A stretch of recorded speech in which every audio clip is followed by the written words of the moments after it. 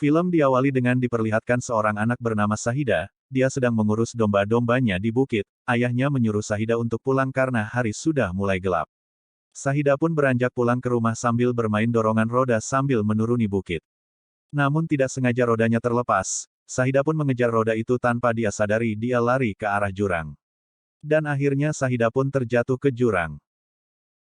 Bapak baru sampai rumah, dan ditanya oleh istrinya kenapa Sahida belum sampai rumah. Mengetahui hal itu, warga desa semua turun untuk mencari Sahida, dan salah satu warga ada yang menemukan Sahida masih selamat dan dia tersangkut di batang pohon. Sahida adalah anak kecil yang tidak bisa bicara, sehingga saat itu dia hanya bisa menunggu ada orang yang menemukannya. Akibat kejadian itu, para sesepuh berkumpul dan menyarankan kepada si ibu untuk membawa Sahida ke tempat suci di India supaya Sahida dapat berbicara. Namun masalahnya mereka tinggal di Pakistan sedangkan India adalah negara tetangga, dan bapak tidak bisa pergi ke sana karena pernah tergabung dalam militer sehingga gak mungkin mendapatkan visa. Ibu mengatakan bahwa dia akan membawa Sahida ke India sendiri, apapun akan dia lakukan supaya Sahida dapat berbicara dan mengikuti pelajaran di sekolahnya lagi. Mereka akhirnya berangkat, bapak hanya dapat mengantar istri dan anaknya menaiki kereta untuk pergi ke India. Sebenarnya mereka agak takut ke India. Karena mereka orang Pakistan dan mereka pernah berkonflik dengan India, selain itu mereka juga seorang Muslim yang merupakan minoritas di sana. Singkat cerita Sahida dan ibunya sampai, mereka langsung pergi ke tempat suci. Dengan mengikuti ritual itu mereka berharap Sahida dapat berbicara. Kepercayaan mereka syair-syair dari tempat suci itu bisa mengabulkan harapan dan dipercaya mujarab. चहकने लगेगी तेरी बच्ची। Setelah selesai, mereka pun kembali ke Pakistan menggunakan kereta. Di tengah perjalanan, kereta yang mereka tumpangi mengalami kerusakan sehingga kereta berhenti sementara sampai kerusakan dapat diperbaiki. Sambil menunggu orang-orang pun beristirahat dan tertidur termasuk ibunya Sahida, ketika itu, Sahida terbangun dan dia melihat ada anak kambing, karena sudah terbiasa bermain dengan kambing dia pun memutuskan keluar dari kereta untuk bermain dengan anak kambing itu, namun tak lama kemudian, kereta kembali berjalan. Dan malangnya Sahida hanya dapat mengejar kereta dan tidak bisa berteriak memanggil ibunya sehingga dia hanya bisa pasrah.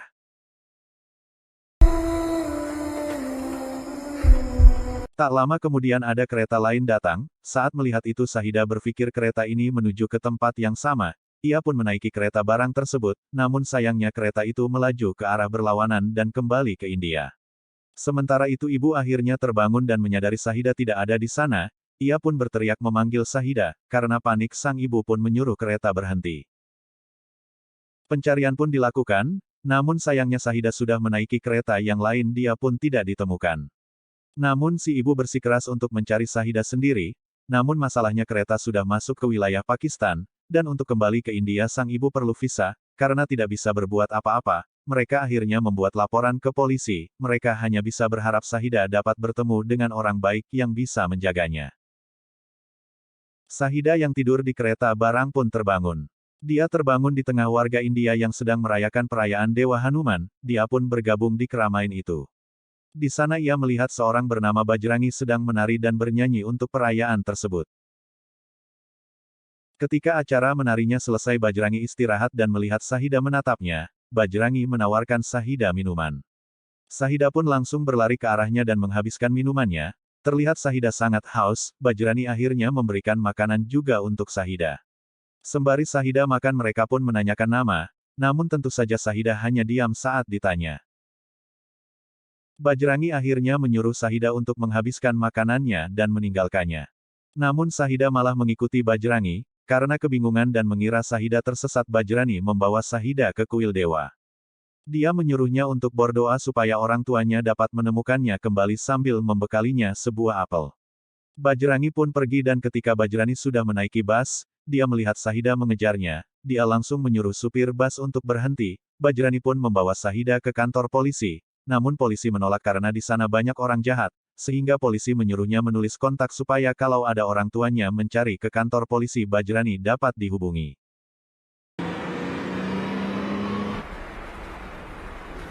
Akhirnya Bajrani terpaksa membawa Sahida pulang, di dalam bas Bajrani bertanya di mana Sahida tinggal, sembari menyebutkan semua kota yang ada di India. Sahida terus menggelengkan kepalanya karena memang dia bukan warga negara India. Akhirnya karena perjalanan masih jauh. Barjangi pun bercerita. Sebenarnya dia bukan berasal dari kota Delhi. Namun karena permintaan ayahnya yang sudah meninggal dia pun harus pergi ke kota Delhi untuk mencari teman ayahnya bernama Dayanan, dan di sanalah dia bertemu dengan Rasika anak dari Pak Dayanan. Dia ke sana untuk mencari pekerjaan, dan Pak Dayanan menerimanya. Akhirnya Bajrangi tinggal di sana dia sering menemani Rasika bekerja, beribadah dan berbelanja. Kedekatan itu membuat Rasika jatuh cinta pada Bajrani.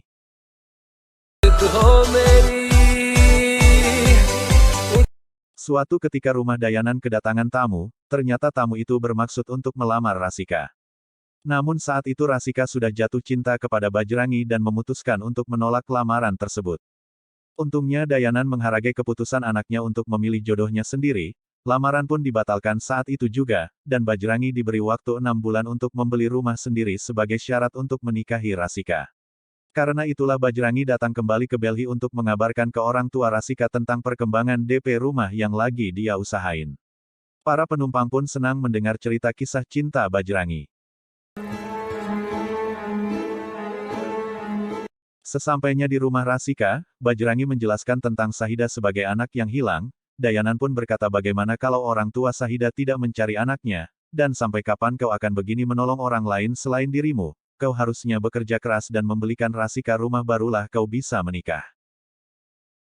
Sahida kemudian makan bersama adik Rasika. Sahida yang tidak terbiasa memakan masakan Hindi akhirnya hanya makan sedikit. Dan ketika di dapur, dia mencium aroma ayam goreng yang dimasak oleh tetangga Dayanan yang merupakan orang Muslim. Sahida pun langsung pergi ke sana. Dan ketika Bajrangi dan Rasika kembali ke rumah mereka mendengar kabar bahwa Sahida menghilang. Akhirnya setelah dilakukan pencarian, Rasika menemukan Sahida sedang memakan ayam goreng di rumah tetangga. Bajrangi pun kaget, dugaan tentang kasta Sahida salah karena kalau Sahida dari kasta Brahmana dia tidak akan memakan daging hewan.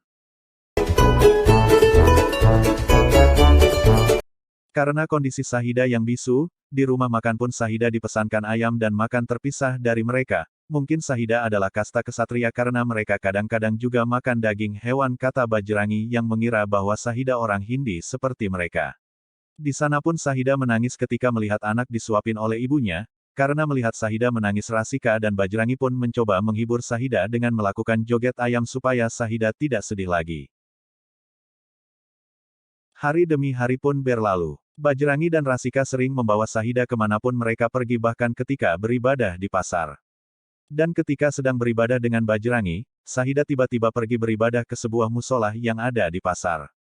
Bajrangi yang melihat Sahida beribadah pun kaget dan menyadari kalau anak kecil yang dia tolong adalah seorang Muslim. Dia pun keluar dari musola tersebut dan mengabari kepada Rasika. Bajrangi takut kalau Dayanan mengusirnya karena Dayanan tidak mau ada umat lain yang tinggal di rumahnya. Tapi Rasika tidak mau meninggalkan Sahida karena dia hanyalah anak kecil berusia 12 tahun, jauh dari rumah dan jauh dari orang tua. Menurut Rasika, soal kasta dan agamanya itu omong kosong dan jangan buang waktu hanya untuk masalah sepele.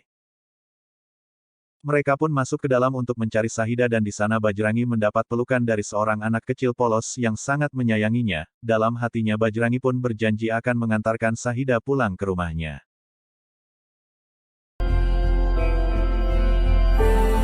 Di rumah Bajrangi khawatir kalau Dayanan tahu dia membawa orang Islam ke rumahnya. Namun Rasika berkata siapa yang akan memberitahu ke ayahnya karena tidak ada yang tahu hal ini selain mereka. Di saat yang sama di rumah sedang nonton bareng pertandingan kriket antara India vs Pakistan, ketika Pakistan berhasil mencetak angka dan memenangkan pertandingan, Sahida bertepuk tangan dan menari-nari di depan TV dan membuat semua orang keheranan, apalagi Sahida mencium bendera Pakistan yang ada di TV sontak saja semua yang ada di situ kaget. Bajrangi pun bertanya kepada Sahida apakah dia berasal dari Pakistan, dan Sahida pun angkat tangan dan menganggukkan kepalanya. Dayanan akhirnya marah besar kepada Bajrangi dan menyuruh Bajrangi membawa Sahida ke tempat kedutaan Pakistan. Dayanan masih punya dendam tersendiri kepada orang Pakistan akibat konflik yang lalu. Dayanan tidak mau Sahida berada di dalam rumahnya lagi.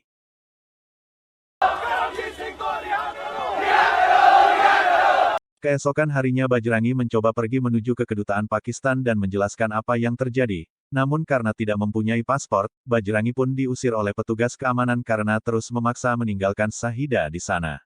Di saat bersamaan terjadi rusuh di kantor kedutaan tersebut, untungnya mereka berhasil keluar. Namun efek dari kerusuhan tersebut kantor kedutaan Pakistan ditutup, dan visa untuk ke Pakistan dibekukan 1 bulan. Ketika Bajrangi meminta bantuan ke agen travel pun mereka tidak bisa membuat paspor untuk pergi ke Pakistan. Namun Bajrangi diberi info kalau ada cara buat dia untuk pergi ke perbatasan tanpa paspor. Namun petugas ini meminta uang 1,5 lah kepada Bajrangi. Malam harinya Bajrangi menghitung uang yang dia punya. Supaya dia bisa mengembalikan Sahida ke orang tuanya, Rasika memberi uang tabungannya untuk Bajrangi yang merupakan uang DP untuk rumah mereka. Namun untuk saat ini yang terpenting adalah memulangkan Sahida, kata Rasika. Dengan uang yang terkumpul Bajrangi kembali membawa Sahida ke agen travel tersebut dan meninggalkan Sahida di sana. Sebenarnya Sahida menolak untuk pergi bersama petugas itu, namun Bajrangi tidak memiliki pilihan lain. Dengan berat hati, Bajrangi meninggalkan Sahida di sana. Dalam perjalanan pulang dia melihat penjual gelang yang disukai Sahida. Bajrangi berniat membelikan hadiah perpisahan dan dia cepat memutuskan untuk kembali menemui Sahida di tempat tadi, namun ternyata kantor sudah tutup. Namun dari kejauhan Bajrangi melihat mereka berdua sudah menaiki becak, dia pun mengejar becak tersebut. Ketika berhasil menyusul, Bajrangi mendapat informasi dari supir becak kalau mereka berdua pergi ke hotel. Bajrangi pun menyusul mereka, ternyata hotel ini adalah hotel para PSK. Bajrangi langsung mencari Sahida dari kamar ke kamar, dan akhirnya ketemu dan melihat petugas tadi tengah bertransaksi kepada mucikari untuk menjual Sahida. Bajrangi pun sedih dan marah, Sahida langsung berlari memeluk Bajrangi. Preman yang ada di sana mencoba merebut Sahida kembali namun Bajrangi langsung melempar orang itu keluar jendela.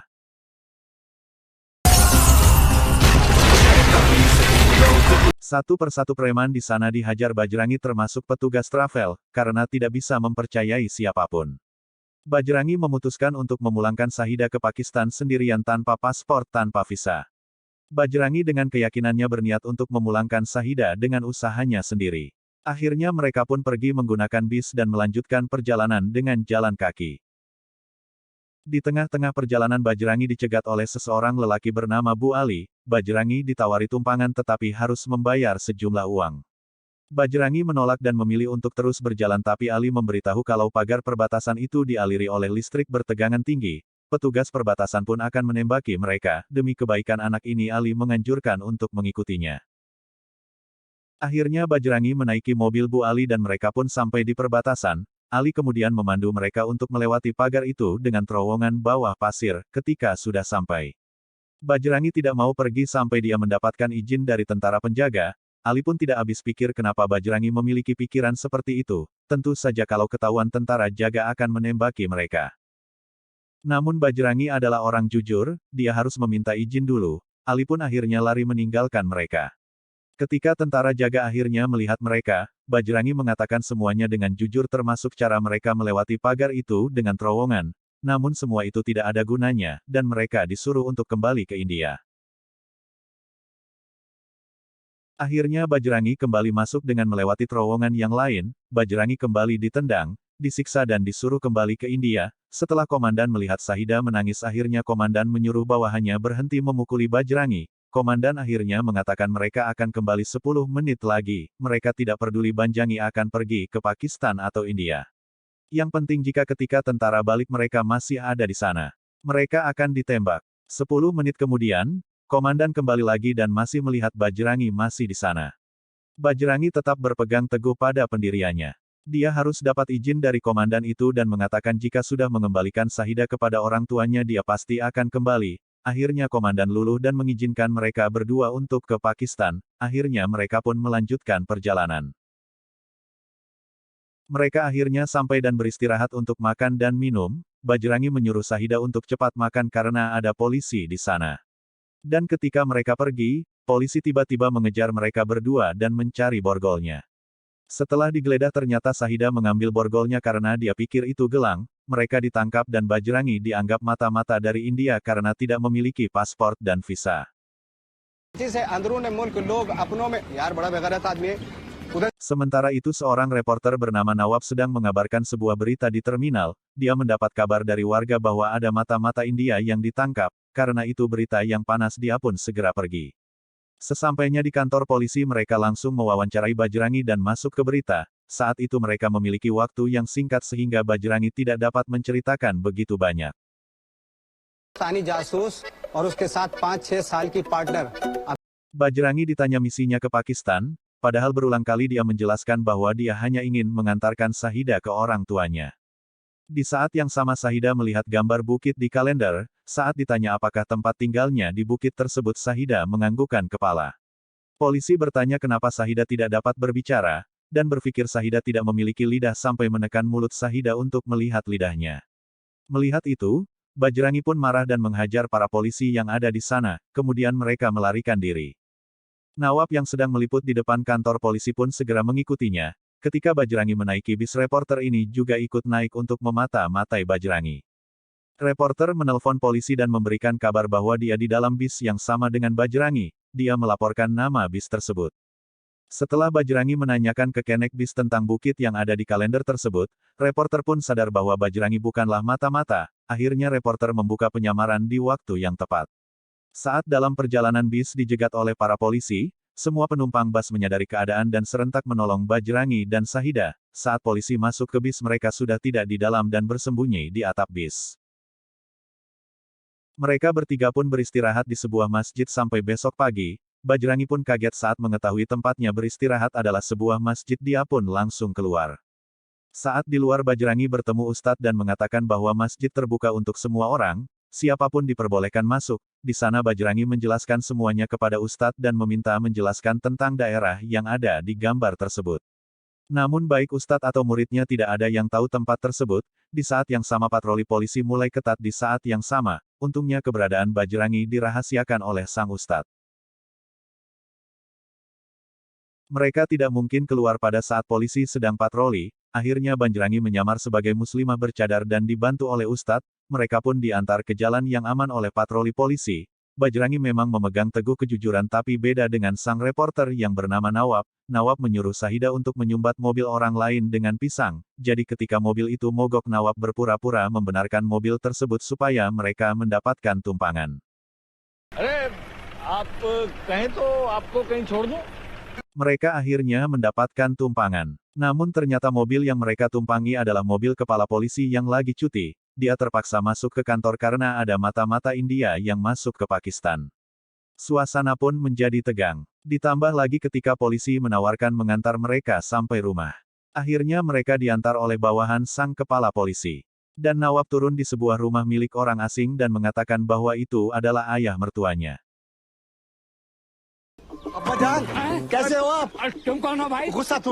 Singkat cerita para polisi pun tahu bahwa yang mereka tumpangi tadi adalah tersangkanya. Setelah menjalankan tipu muslihat mereka untungnya mereka berhasil. Mereka pun melanjutkan perjalanan menumpang dari satu kendaraan ke kendaraan yang lain. Perjalanan mereka pun mendekati tempat tinggal Shahida. Namun setelah naik turun bukit mereka belum menemukan tempat tinggal Shahida. Kameramen Nawab juga ditahan oleh polisi dan dimintai keterangan tentang keberadaan Nawab.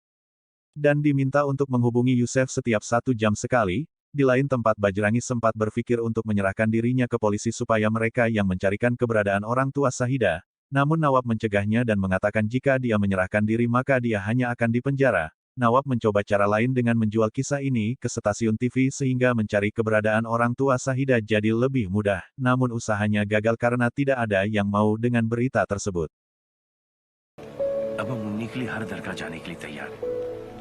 Mereka pun memutuskan untuk pergi ke sebuah tempat suci di mana di sana kabarnya bisa mempertemukan orang-orang yang terpisah. Di saat yang sama Nawab mendapatkan telepon dari rekannya dan memberitahukan tujuannya setelah ini.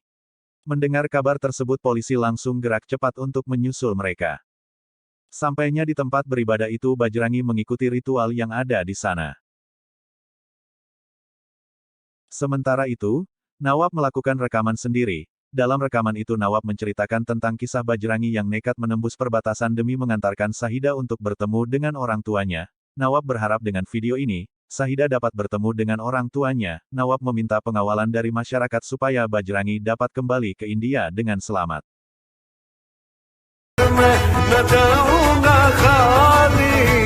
Setelah itu Nawab mengupload video tersebut ke YouTube. Di video tersebut Nawab menyampaikan bahwa berita ini tidak diterima oleh semua TV karena dianggap tidak penting. Saat di warnet Nawab melihat rekannya dan para polisi datang, Nawab sadar bahwa lokasinya dan Bajrangi ketahuan oleh polisi. Dengan cepat Nawab menghampiri Bajrangi dan langsung kabur dari sana. Akhirnya Bajrangi mempunyai ide. Bajrangi menyuruh Nawab mengelabui rekannya. Ketika rekannya menelpon, Nawab berkata bahwa mereka menuju ke lokasi lain untuk mendoakan Sahida. Akhirnya polisi pergi dari sana. Setelah itu mereka beristirahat. Nawab memberitahu bahwa dia sudah mengunggah video ke YouTube berharap videonya menjadi viral dan orang-orang membantunya menyebarkan pesan tersebut. Dan ternyata saat mereka bertiga melihat rekaman tersebut, Sahida melihat bahwa ibunya juga ada di sana hari itu dan terekam dalam video. Ketika tahu ibu Sahida turun dari bis, mereka pun mencari tahu dari mana bis itu berasal sehingga mereka bisa tahu daerah tempat tinggal Sahida. Keesokan harinya bis itu pun datang, mereka langsung menanyai si supir. Dari informasi rute yang dilewati si supir akhirnya mereka tahu bahwa Sahida berasal dari desa Sultanpur.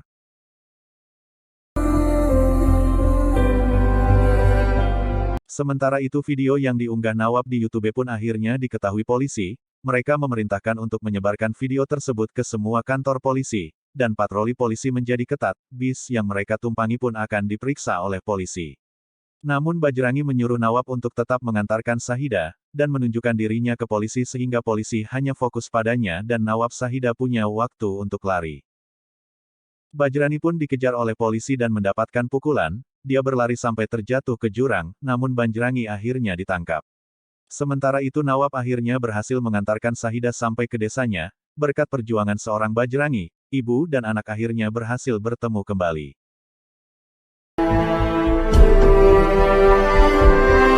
Di sisi lain video yang diupload menjadi viral dan ditonton jutaan orang. Bahkan kabar ini sampai ke India dan ditonton oleh Rasika. Semua media cetak memberitakan hal ini. Warga Pakistan pun bersimpati dengan Bajrangi. Sementara itu Bajrangi ditangkap dan dihajar habis-habisan oleh polisi dan disiksa di tahanan. Dia dipaksa untuk mengakui bahwa dirinya mata-mata. Akhirnya seorang petugas yang ditugasi untuk menyiksa Bajrangi mencari tahu kebenarannya di India. Dia pun mendapatkan informasi memang benar bahwa Bajrangi pernah datang ke kantor polisi India dengan Sahida. Lalu dia mengabarkan hal tersebut kepada atasannya. Namun manusia ini tetap memaksa Bajrangi untuk mengaku sebagai mata-mata India bahkan mengancam mencutikan petugas ini kalau dia tidak berhasil membuat Bajrangi mengaku.